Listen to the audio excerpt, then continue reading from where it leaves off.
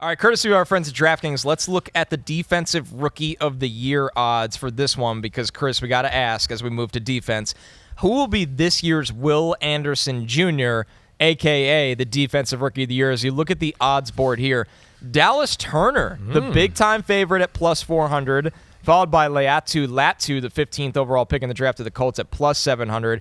And then the board kind of opens up, Chris, as we get Quinyon Mitchell at plus 1,000. Of course, the pass rushers are always going to be favored in this award. Yeah, they usually are, right? Now, pass rushers,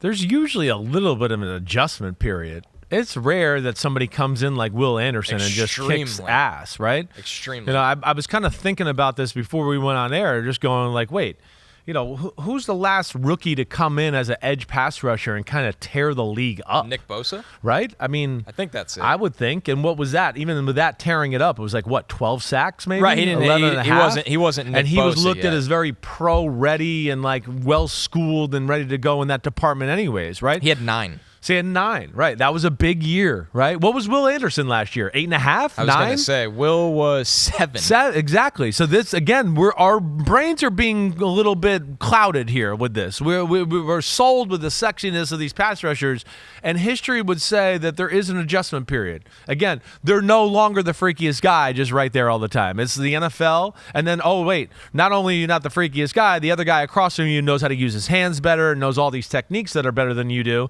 because you're young and you're a rookie. So that's where that's hard, right? If you made me pick one for value and Quinyon Mitchell's the one I'm going to go with. He's going to be a starter. He's going to be a starter. Are they going to cut someone or no? I don't know what's going to go on there. I mean, he might be the best corner today.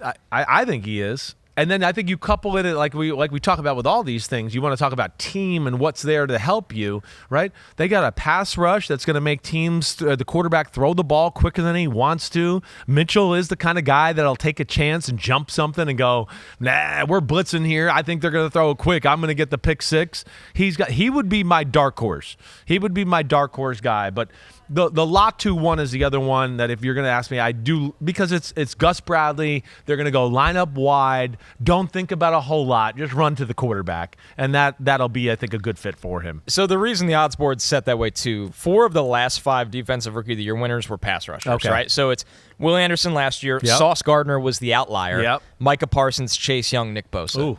Damn. So, and you were right. Like, even Chase Young, I think 7.5 sacks. 7.5 sacks, yeah. I mean, the only really wild one, Von Miller in 2011 had 11.5 or 12.5. He came in and it was like, I'm that guy. Year 2, 18.5. That's where I said this last week on the pod. His name came up a lot when I asked about Dallas Turner to people in the NFL. And the big thing they all came right. I had 3 different people kind of say this. We kind of feel like if Dallas Turner stayed his senior year like Von Miller did, that he would be the number 2 or 3 pick the next year, right? I could see That's how they kind of felt about him. He just needed another year, learn some more, learn hand fighting. It's like the nuanced stuff, right? So that'll be interesting to see. But people certainly see that type of skill set with him. I didn't think the bend was the same. Yeah, I think Von has some of the best bend in the history of the world. Game. That's the hard part about that. Exactly. But I get what they're saying. Yeah, right. I actually think this should be flipped. I'd have Latu as the favorite because of what you said. And yes. His hands are the most pro-ready. Like, he knows how to counter. Right. So, he's better than Turner right now. Exactly. Right. 3 years? Yeah. Probably not. We'll see. Yeah. Who knows? Right. But today, yeah. I think Latu can have double-digit sacks. I really do. Yeah, I do too. Yeah, and the Vikings do a lot. They're going to be asking him to do different things, Dallas Turner, as compared to Latu, like I said, where they're just going to go line up wide, And hey, they have Samson Unbuttoned and they got Kwity Paye, right? Someone's going on the bench. For him, So hell yeah. We're going to see where that's going to go. I don't know where that's going to go, honestly. That'd be interesting. Because Unbuttoned's making money of a starting defense end. I think he's making $11 or $12 million. Kwity Paye's a first-round pick, right? That hasn't lived up to expectations. It's probably him. And I would think so, it's right? Him. He's going to be the guy that maybe gets moved to situational pass rusher, right? DraftKings Sportsbook is an official sports betting partner of the NBA.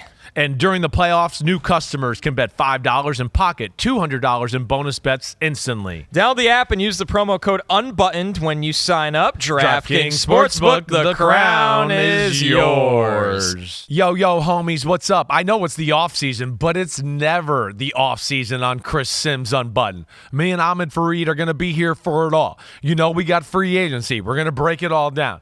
The draft, the rankings of positions. Of course, we're going to unpack it all. Hit subscribe, get to my free agency reactions, 2024 draft rankings, and more. Thanks again for watching. Peace out, homies. See you soon.